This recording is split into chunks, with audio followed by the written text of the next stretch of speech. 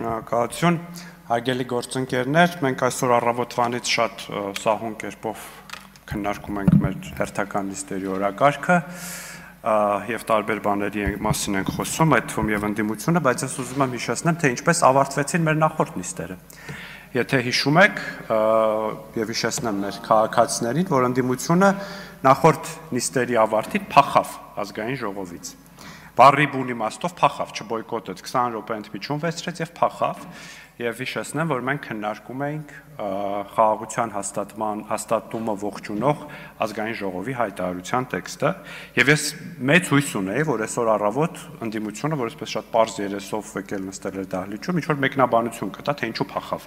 նիստերի դահլիճից, եւ հիմա եթե խոսելու են, իհարկե այսօր էլ այնպես մի շատ մարդաշատ չեն, բայց եթե խոսելու են, թող իրենց վարկածն ասեն, բայց ես կարող եմ ձեզ օգնել, դուք նիստերի դահլիճից չփախաք, դուք խաղաղությունից եք փախնում, որովհետև խաղաղությունը անհամատեղելի է ձեր քաղաքական կյանքի հետ, որովհետև դա ձեր միջավայրը չէ, ձեր միջավայրը կոնֆլիկտն է, որովհետև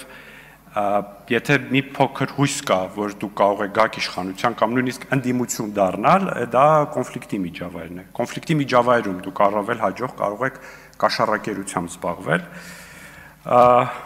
եւ բայց խաղաղությունը ցավոք սրտի ձեզ համար ինստիտուցիոնալանում է եւ գործընկերս արդեն նշեց այսօրվա լուրի մասին, որ Ադրբեջանի տարածքով դեպի Հայաստան բեռների տարանցման նկատմամբ սահմանափակումները հանվում են, ինչը կարևոր է խաղաղության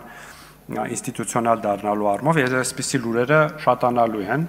ի հեճուկս ձեզ, առաջիկա ամիսներին շատանալու են եւ ձեր վիճակը ավելի բարդ է լինելու,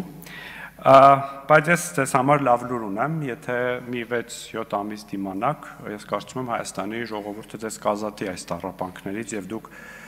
ստիպված չեք լինի ազգային ժողովի նիստերի դահլիճում դիմադրել խաղաղության եւ խաղաղության արդյունքներին։ Շնորհակալություն։ Չմոռանաք հավանել տեսանյութը եւ բաժանորդագրվել Civic AM-ի YouTube-յան էջին։